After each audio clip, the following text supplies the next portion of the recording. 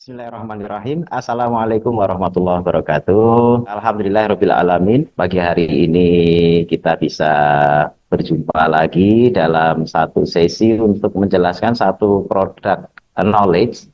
Produk ini adalah produk yang kita bisa sebut sebagai produk sunnah, ya, produk sunnah karena memang berbahan baku bahan sunnah gitu ya. Ini habatus sauda dan zaitun. Produknya apa? Nah, ini produknya kita namai dengan produk atau kita label dengan nama produk Habas gitu ya, Habas dengan habat dan zaitun. Jadi Habas ZT gitu ya, Habas ZT Habas gitu. Karena memang isinya habatus sauda dan zaitun.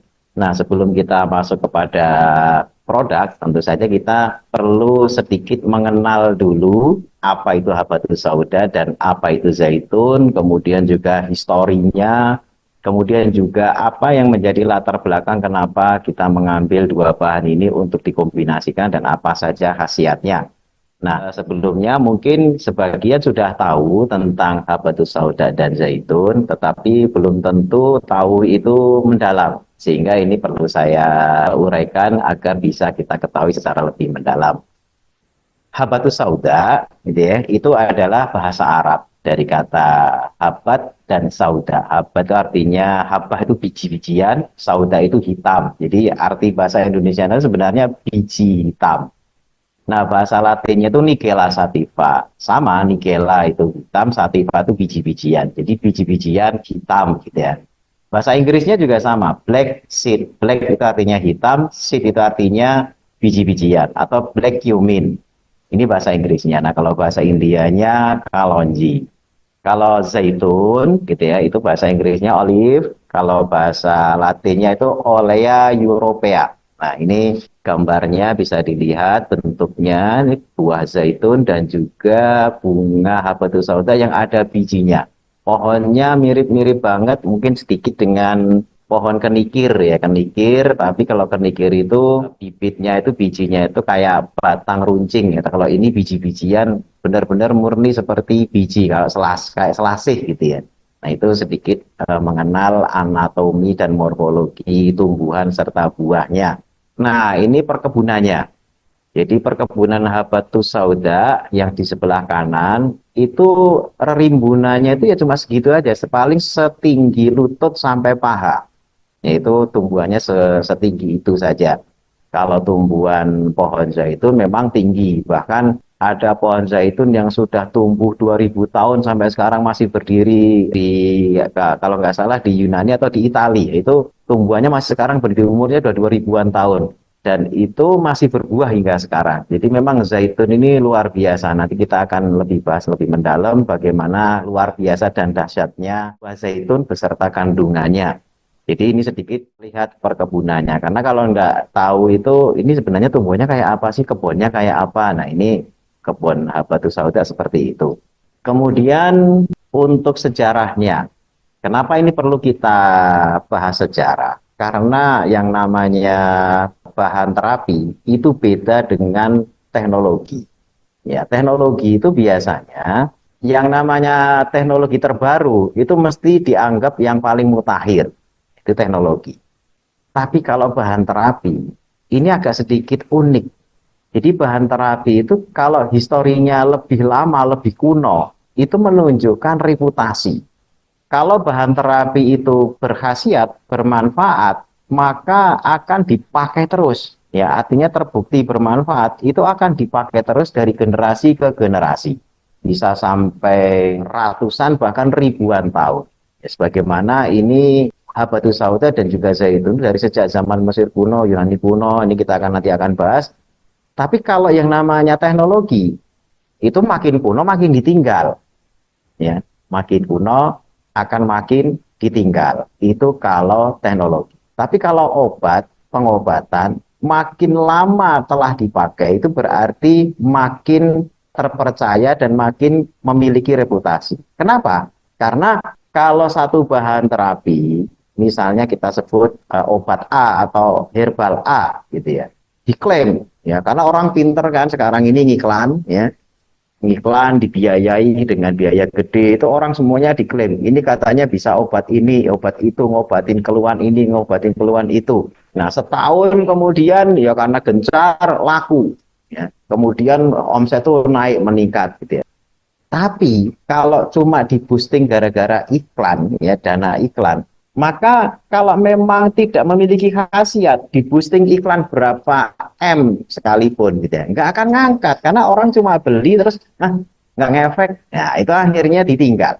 Ya, jadi bahan terapi itu kalau makin lama telah dipakai, apalagi dari sejak zaman ya ini disebutkan Mesir kuno itu 2000 tahun sebelum Masehi aja sudah pakai gitu ya. Terus sampai sekarang masih dipakai. Ini berarti memang berkhasiat. Karena kalau tidak berkhasiat, nggak usah nunggu 2000 tahun. Setahun, 2 tahun saja itu langsung ditinggal oleh penggunanya.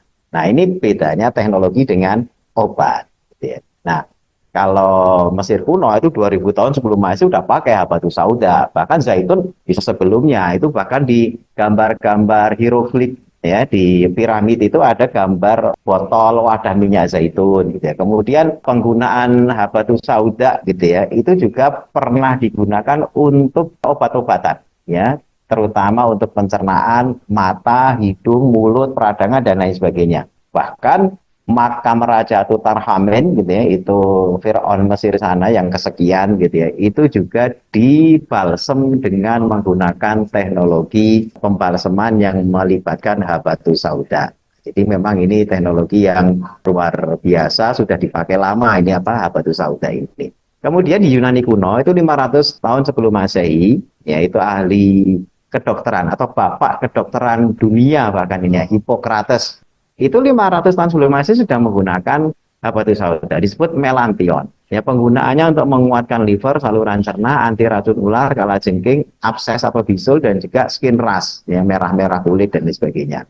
Nah, ini telah digunakan dan diresepkan.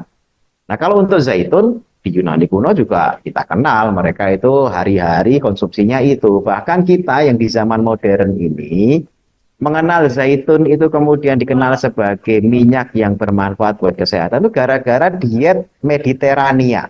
Ya, daerah Mediterania itu daerah mana saja ya, termasuk daerah Yunani itu gitu ya, Eropa. Mediterania itu Yunani, kemudian di sepenanjung Mediteran gitu. Itu daerah-daerah yang menggunakan diet Mediterania. Mediterania itu melibatkan zaitun yang dikonsumsi tiap hari. Karena menurut riset, orang-orang yang menerapkan diet Mediterania itu ternyata tidak kena stroke, tidak kena kanker, angka harapan hidupnya tinggi dan lain sebagainya. Setelah diteliti, salah satu kebiasaan bagus mereka yang kemudian menyebabkan mereka sehat sampai usia tua itu adalah konsumsi zaitun secara rutin. Kemudian histori ini juga dibawa oleh zaman Romawi kuno. Ini Mesir kuno itu lebih lama. Kemudian Yunani kuno, Romawi kuno itu mengenal habatus sauda 30 tahun sebelum Masehi. Tahunnya habatus sauda ya gara-gara menjajah Mesir. Tentara Romawi masuk ke Mesir, oh ini apa ini, minyak apa ini ya. Mereka tahu 30 tahun sebelum Masehi. Kalau Mesir kan udah 2000 tahun. Nah, sebutannya Greek coriander. Gitu ya. Coriander itu kayak semacam ya bahan rempah-rempah gitu ya. Penggunaannya untuk mengobati cacingan, sakit gigi, sakit kepala, pilek, dan untuk suplemen. Nah, kalau bangsa Romawi, itu minyak zaitun juga sudah akrab. Jadi dua bahan ini, habatus sauda dan minyak zaitun ini selalu akrab, karena memang dua bahan yang sangat berkhasiat. Bangsa Romawi itu kalau sekarang, ya kita negaranya itu negara Italia. Nah, itu di zaitun tuh dari sana kualitasnya juga bagus gitu ya. Itali, Spanyol, kemudian Yunani itu pada daerah-daerah yang zaitun itu tumbuh bagus. Nah, ini secara histori ya. Kemudian secara sejarah religius ya, itu di kitab terdahulu di dalam Bible yang namanya habatus sauda itu disebut sebagai curative black cumin. Ya, itu sebutan. Jadi sudah disebutkan di kitab Bible. Kemudian di dalam Al-Quran nggak ada habatus sauda, tapi di dalam hadis Nabi. Ya, disebut sebagai obat segala penyakit oleh Rasulullah SAW, ya. Dan termasuk juga zaitun itu disuruh menggunakan untuk pertama lauk, ya, untuk lauk sehari-hari, kemudian untuk berminyak, ya, terutama untuk rambut, untuk kulit dan lain sebagainya. Karena ini bisa menjadi obat. Jadi kalau untuk habatus sauda sebutannya itu hanya di hadis, tapi kalau zaitun itu sebutannya di dalam Al-Quran dan hadis. Disebut di dalam Al-Quran itu sebagai pohon yang penuh keberkahan. Ini keutamaan dari zaitun kalau di dalam Al-Quran dan hadis, kalau habatus sauda secara riwayat di dalam hadis. Selanjutnya lah, ini berarti memang secara punya kapasitas dan juga reputasi habatus sauda itu sebelum Nabi pun sudah dipakai. Nabi diutus ya karena reputasi dua tumbuhan ini, habatus sauda dan zaitun ini sudah bagus, dikasih stempel oleh wahyu. Ya, stempel wahyu ini penguatan dari Al-Quran maupun dari sabda Nabi. Makanya kita nggak bisa, walaupun Fir'aun itu pakai habatus sauda, oh ini sunahnya Fir'aun. Enggak, itu sunahnya Nabi. Tetap walaupun sebelum Nabi itu dipakai oleh Fir'aun juga. Ya, artinya secara akli maupun dalil nakli, zat habatus sauda dan zaitun ini ternyata bisa digunakan sebagai pengobatan. Berarti reputasinya kuat, reputasi dunia akhirat kalau kita bisa sebut seperti itu. Ya, sehingga menarik ini karena di dunia riset pun gitu ya. Nah, ini potensi habatus sauda di era dunia riset ilmiah itu ternyata luar biasa karena banyak banget khasiatnya gitu kan. Baik habatus sauda nanti juga termasuk zaitun. Ya, ini bisa untuk anti kanker, anti inflamasi. Inflamasi itu peradangan ya, imunomodulator itu untuk imun tubuh kita ya. OAD itu obat anti diabetes gitu ya. Suplemen dislipidemia itu gangguan lemak, misalnya trigliserid tinggi, kolesterol LDL tinggi atau total kolesterol tinggi dan lain sebagainya. Ini bisa untuk memperbaiki dislipidemia.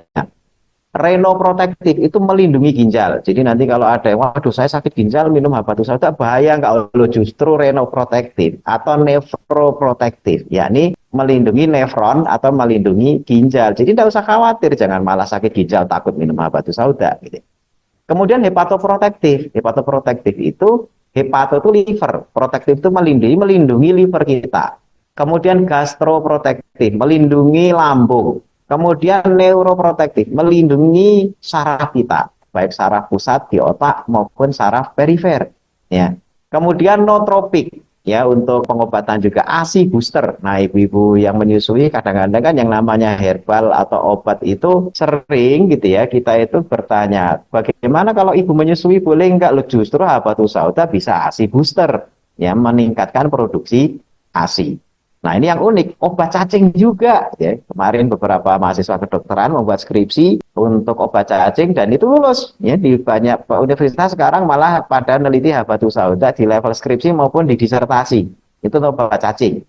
Nah, kemudian fertilitas untuk kesuburan, baik kesuburan laki-laki maupun perempuan itu bisa. Ya, tinggal nanti keluhannya apa gitu ya, karena keluhan fertilitas itu macam-macam gitu ya. Kalau LDR suami di Amerika, istri di Indonesia ya itu nggak bisa diobati, itu obatnya ketemu, jangan dipakai herbal gitu ya.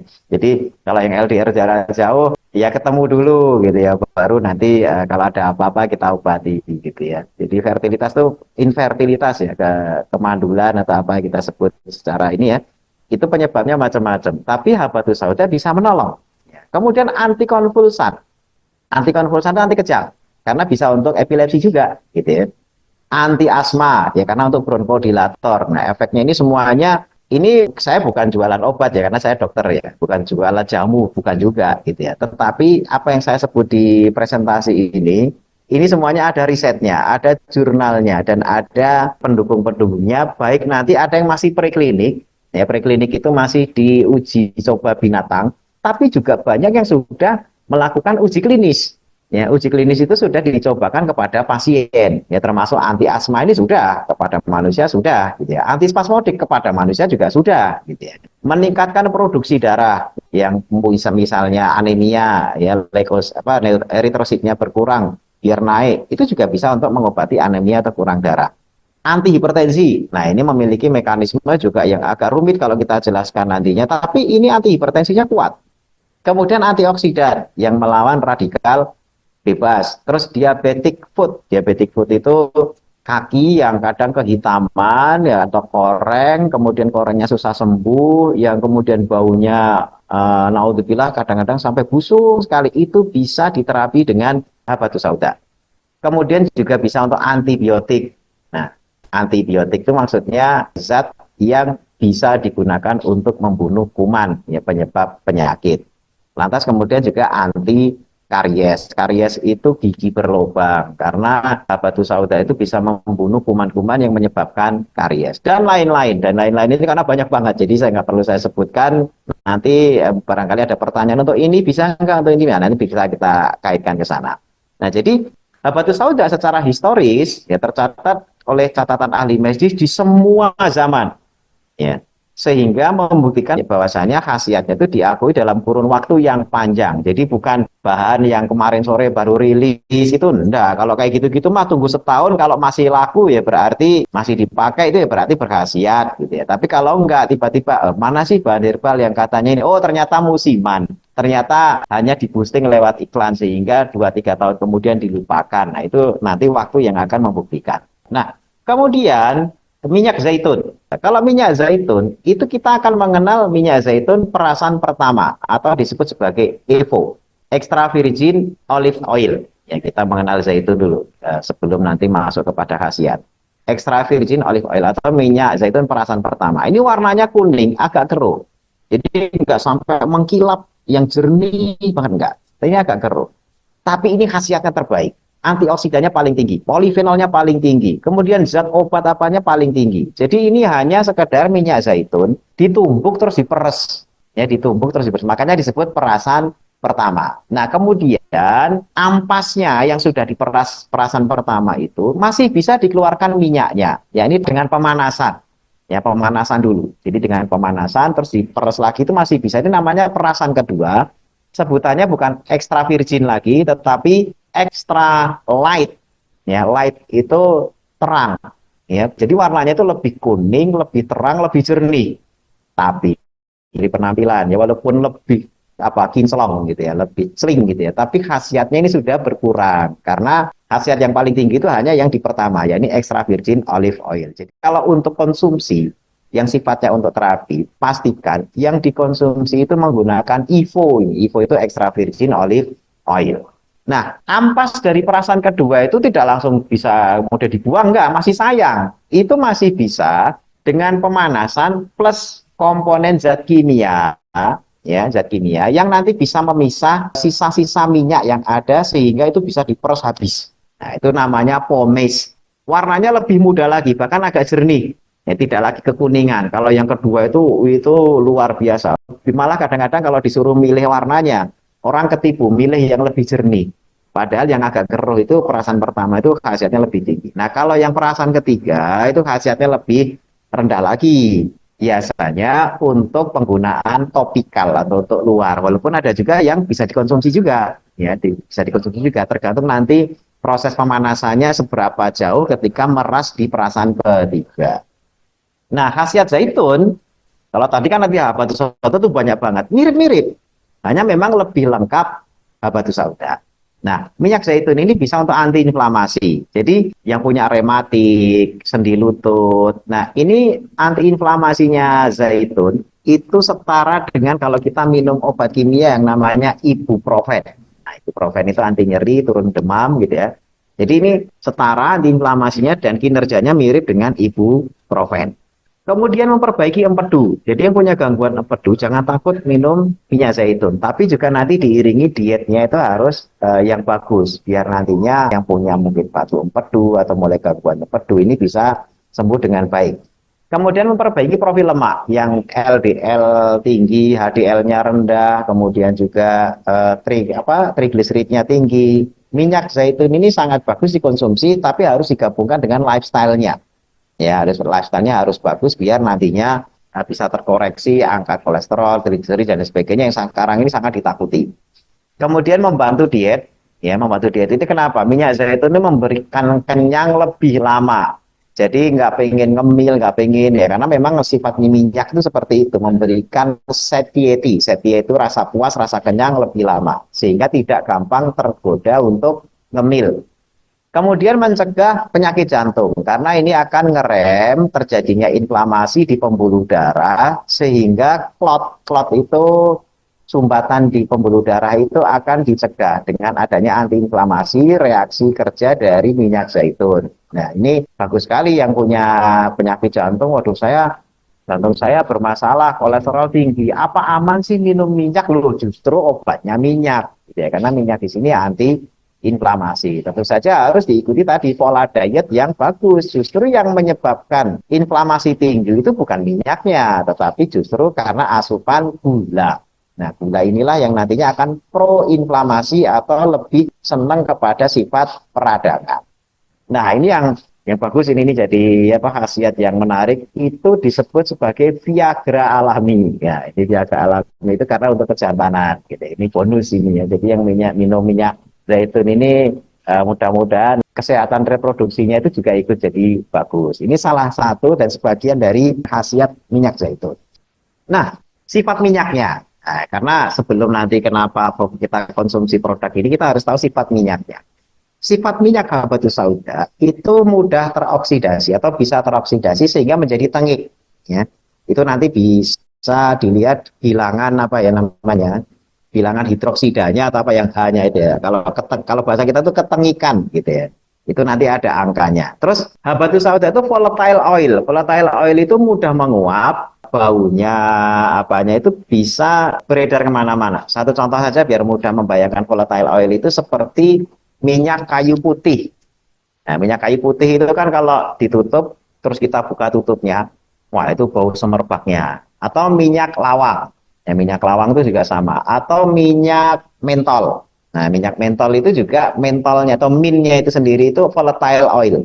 Nah, apa jadinya kalau misalnya minyak kayu putih itu tidak ditutup, dibuka, dibiarkan lama di situ. Itu besoknya kalau semalaman dibuka, dioles itu sudah berkurang khasiatnya.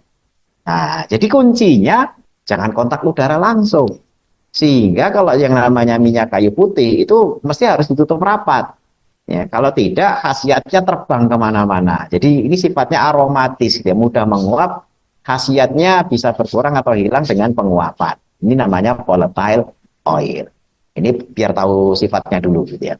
Kemudian aromanya menyengat, rasanya pahit ya. Yang biasanya baru konsumsi itu kadang-kadang suka komentarnya aneh-aneh gitu. Udah ini kayak jelantah ya, tapi lebih nggak enak. Gitu. Ada yang malah, waduh, kayak ini ya, kayak oli samping rasanya. Wah, nggak tahu apa pernah minum oli samping atau gimana kok bisa tahu rasanya gitu, bisa bandingin. Tapi intinya komentarnya itu mesti kalau langsung ya, langsung konsumsi tanpa ada kapsulnya, itu mesti pada merasa nggak nyaman.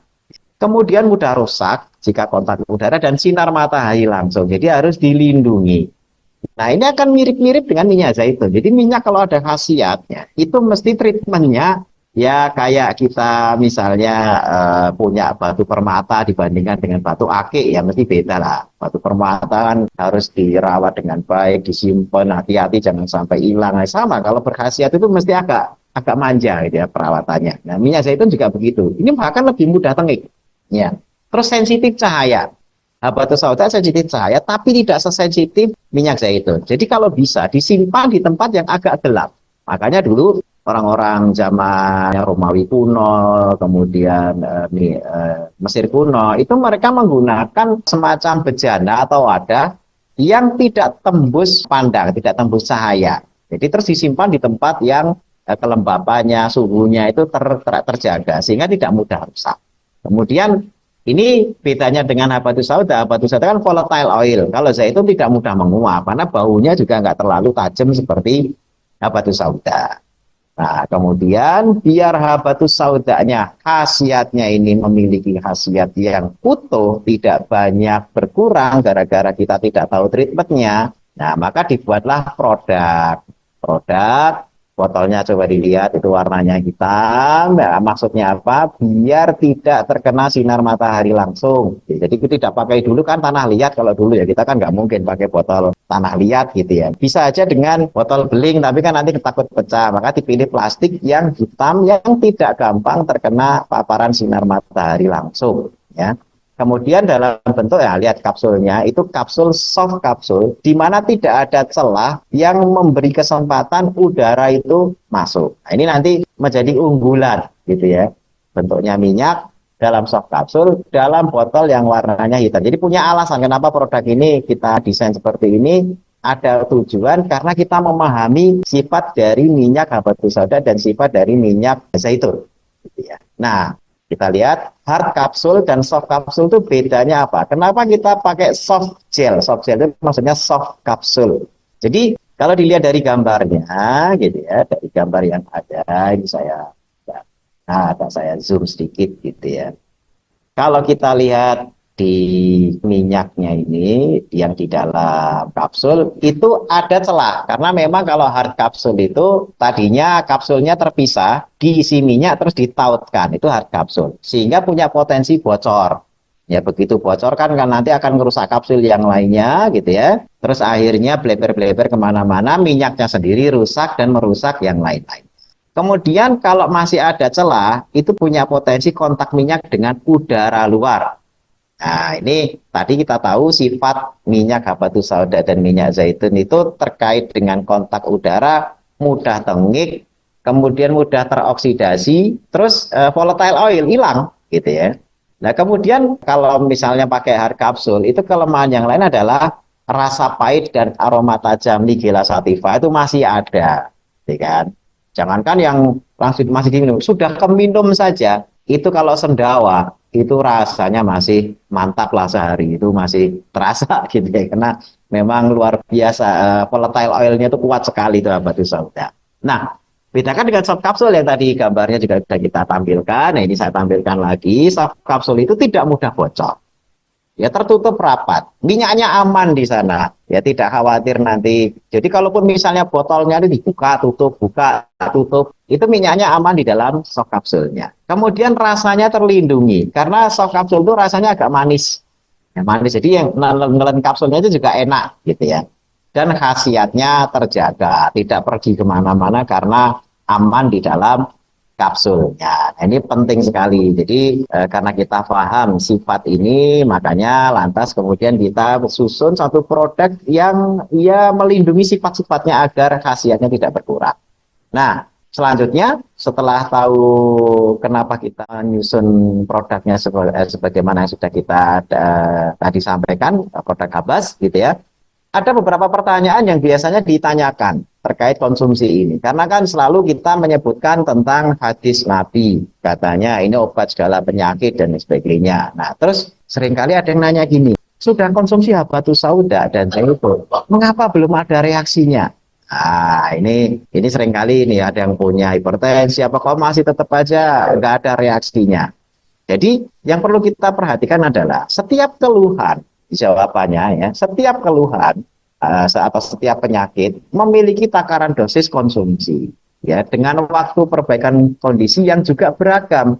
Misalnya untuk diabetes atau juga untuk hipertensi atau untuk yang lainnya, itu kan penyakit ada tingkat keparahan yang berbeda-beda, yaitu membutuhkan waktu yang berbeda dan dosisnya juga beda. Jangan nanti yang diare sama kanker pokoknya udah minum yakin ini obat dari Allah, nggak begitu. Ya, jadi ikhtiar pun bertingkat. Maksudnya gini ya, ikhtiar bertingkat itu. Kita tahu bahwa kalau orang lapar, makan itu kenyang. Mudah-mudahan dengan lapar kenyang. Tapi kalau laparnya banget, terus makannya hanya sesuap, ya bagaimana bisa kenyang? Ikhtiarnya sudah betul. Kalau lapar makan, itu ikhtiarnya sudah betul. Tapi kalau pengen kenyang, ya ikhtiarnya kurang maksimal. Ya makannya ya jangan sesendok, ya sepiring gitu ya, biar nantinya kenyang. Jadi ikhtiar itu bertingkat, ikhtiarnya segitu ya dapatnya segitu, ikhtiarnya menengah ya dapat hasilnya menengah, ikhtiarnya maksimal ya hasilnya juga maksimal. Makanya jangan sampai kita itu ya pokoknya ini zat dari Allah dan Rasulnya kita minum nanti secara sunnah harus sembuh gitu ya. Terus begitu nggak sembuh ngomel-ngomel, wah ini hadisnya nggak bener nih, ayatnya nggak bener, wah ini malah lebih kurang ajar lagi gitu ya. Kita jangan sampai punya pemikiran begitu. Jadi kalau nggak sembuh, koreksinya ke kita, jangan-jangan ikhtiar saya kurang maksimal. Apa yang kurang? Dosisnya barangkali, itu yang pertama. Kemudian selain dosisnya, habit dan lifestyle-nya yang terkait penyakitnya. Misalnya orang terkena satu penyakit pasti sebagiannya gitu ya, itu karena habit ya, karena lifestyle-nya. Contoh penderita hipertensi itu biasanya orang yang suka begadang. Kedua mungkin obes, ya sudah obes suka begadang, itu dekat dengan hipertensi. Ya artinya apa? Ya lifestyle dan habitnya harus berubah. Kenapa? Karena lifestyle itu pembangun penyakit. Nah, herbalnya meruntuhkan penyakitnya. Tapi kalau pembangun penyakitnya itu lebih giat daripada peruntuhnya, ya penyakitnya akan awet. Jadi jangan hanya menyalahkan pengobatannya atau yang meruntuhkan penyakitnya. Oh ini nggak ngefek. Oh yang lifestyle-nya aja nggak berubah. Ya habitnya nggak berubah. Ya, orang punya diabetes, kita tahu diabetes gara-gara gula darah itu naik. Kenapa gula darah naik? Karena memasukkan karbohidrat yang nantinya diubah oleh tubuh menjadi gula. Nah, sudah tahu sebabnya gula naik gara-gara makan karbohidrat, minum obat gula, tapi juga sekaligus makan yang mengandung gula tinggi. Ya itu kan dua-duanya dimasukin gitu ya. Artinya penyebab sakitnya iya, pengobat sakitnya juga iya. Ya ujung-ujungnya tinggal kuat-kuatan. Kalau sebab sakitnya lebih kuat dimasukkan, ya maka obatnya jadi kalah. Terus tiba-tiba ketika nggak manjur, yang diomelin obatnya. Kenapa nggak ngomelin sebab sakitnya? Nah itu kita harus fair. Makanya ini FAQ ini diperhatikan. Artinya apa? Apapun yang kita konsumsi, yang menjanjikan terapi, tidak mungkin bekerja sendiri. Karena sebab sakit kita itu juga ulah kita. Maka yang kita konsumsi yaitu bagian dari ikhtiar plus memperbaiki ulah kita yang menyebabkan kita sakit. Nah, itu bagian dari tanggung jawab kita. Karena tidak ada metode pengobatan yang ayo Pak pertahankan kenakalan kalian, kesalahan kalian dalam konsumsi makanan, gaya hidup, lifestyle, habit yang salah itu teruskan. Yang penting makan ini. Itu nantinya yang ada ya seperti kelihatan nggak ada apa-apa, tapi sedang nanam bom waktu. Ya, ketika meledak itu susah baliknya. Karena yang seperti obat sepertinya nggak ada apa-apa itu cuma menyembunyikan gejala di bawah reaksi obat. Jadi seperti gunung es yang hanya dimunculkan puncaknya kecil. Wah itu permukaannya kecil aja itu. Padahal di bawah itu sedang terbentuk proses yang itu kalau muncul ke permukaan, wah sudah selesai. Ini jangan sampai malah mengkonsumsi obat yang hanya menyembunyikan penyakit. Tapi justru yang menyelesaikan penyakit. Nah, sehingga dukungan lifestyle dan habit ini menjadi utama. Kemudian yang kedua, lebih bagus mana habatus sauda, serbuk dan minyak. Ini karena ada juga yang serbuk, ada yang minyak. Ini tergantung dari tujuan. Kalau tujuan untuk mencari khasiat, artinya khasiat habatus sauda itu lebih banyak larut dalam minyaknya. Tadi saya bilang volatile oil. Kalau sudah serbuk, maka yang dicari adalah fixed oil. Fixed oil. Jadi minyak itu ada dua. Ketika kita meres habatus sauda ya itu ada dua, yang volatile yang menguap-nguap itu sama yang fix itu yang tidak menguap. Sama minyak kayu putih juga sama seperti yang tadi sudah saya contohkan. Kalau dibuka terus yang volatile itu pergi ya hilang, tapi kan masih ada sisa. Cuma yang sisa itu kalau dicium sudah nggak terlalu tajam, itu namanya fixed oil.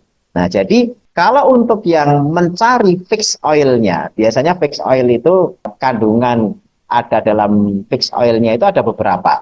Di volatile oilnya juga ada beberapa. Contoh misalnya ada zat aktif namanya timoquinone. Timoquinone itu banyak pada volatile oil. Ya, tetapi di fixed oil juga ada. Hanya ketika diekstrak menjadi bentuk padat, maka yang pergi melalui volatile oil yang bergerak tadi, itu akhirnya ya hilang. Yang tersisa yang diserbuk itu sedikit. Ya. Tapi masih ada, sehingga kalau serbuk itu konsekuensinya akan membutuhkan dosis yang lebih besar.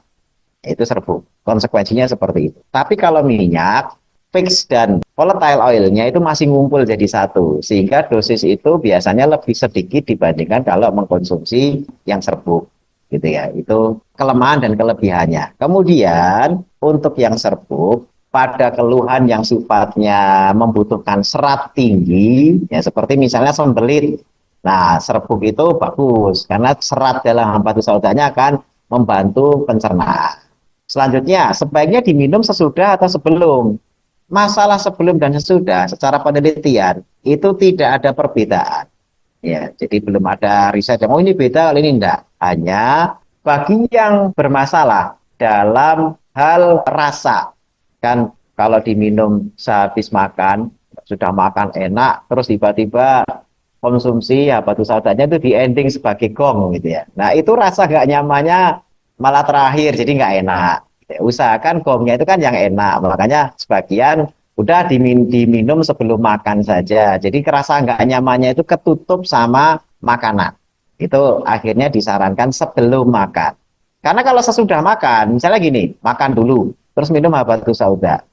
Itu kadang-kadang walaupun ketika masuk nggak terasa apa-apa, tiba-tiba sendawa, gitu kan. Padahal ketika sampai di dalam soft kapsulnya itu pecah, minyak habatus saudanya itu bereaksi gitu ya. Itu kalau sendawa rasanya yang nggak nyaman itu muncul lagi. Nah itu kalau herbalnya itu diminum setelah makan.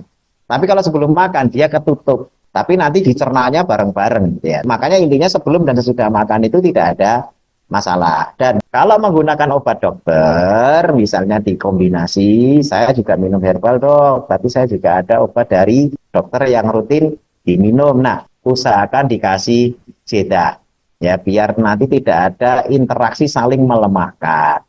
Berikutnya, bolehkah ibu hamil minum habatus sauda? Nah, ini sering ditanyakan. Kalau ibu yang menyusui, gitu ya, tadi sudah saya jawab, itu malah dianjurkan karena ASI booster. Nah, untuk ibu hamil bagaimana? Ya itu dilarang ya. Artinya dilarang itu begini.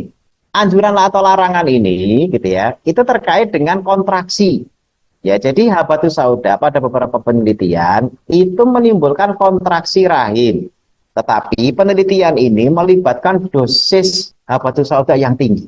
Di beberapa negara kayak di Iran, di Afghanistan, daun habatus sauda sampai ke akarnya dicabut begitu, terus direbus, ya, itu digunakan oleh orang-orang lokal, digunakan sebagai agen untuk melakukan pembersihan rahim. Sebenarnya biasanya kalau ada orang keguguran biar bersih, wah itu dibersihkan dengan habatus sauda. Nah, untuk sifatnya membersihkan. Nah, sehingga memang habatus sauda itu ada komponen yang sifatnya memicu kontraksi rahim. Makanya baiknya jangan minum. Walaupun tadi saya bilang riset itu dosisnya besar. Kalau dosis kecil gimana? Ini mengandung risiko juga. Biasanya saya nggak berani menganjurkan. Kenapa? Sensitivitas seseorang terhadap bahan ya itu beda-beda. Ada yang minum habatus sauda dikit aja langsung bereaksi, ada yang banyak baru bereaksi dan sebagainya, sehingga bagusnya ya tetap dihindari.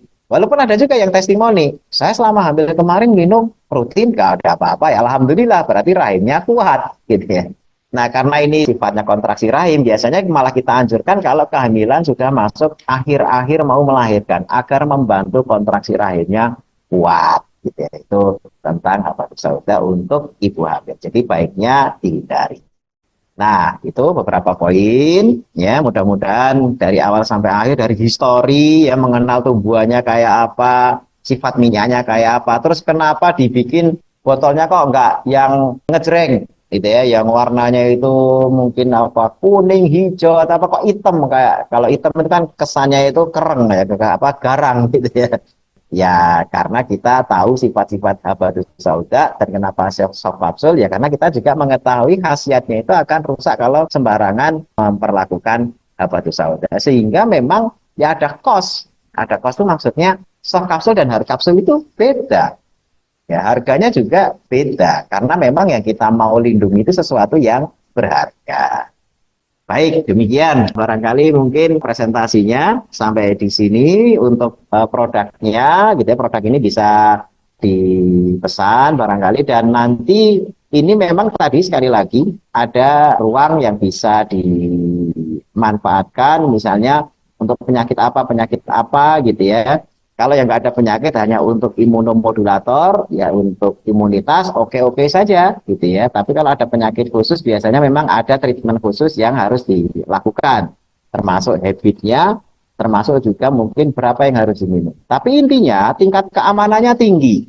Karena memang ini posisinya sebenarnya bukan obat yang tingkat keamanannya pendek kalau sedikit kelebihan terus keracunan. Enggak. Ya, tingkat keamanannya itu bahkan kalau dibaca di beberapa riset, ya ibaratnya seaman makan nasi lah. Jadi kalau misalnya ada bubuk habatus sauda itu jumlahnya semangkok terus dimakan gitu aja, dikunyah, minyaknya diminum gitu ya, itu tidak akan terlalu banyak merusak liver, ginjal, bahkan tidak ada kerusakan apapun yang timbul padahal itu semangkok gitu. Sehingga ini ketakutan, wah nanti begini nanti begitu, insya Allah kalau di angka-angka riset yang pernah kita baca ini tingkat keamanannya tinggi, walaupun bukan lantas kemudian sembarangan juga, jangan, ini apapun ya kita tahu ya, obat di tangan bukan ahlinya bisa jadi racun.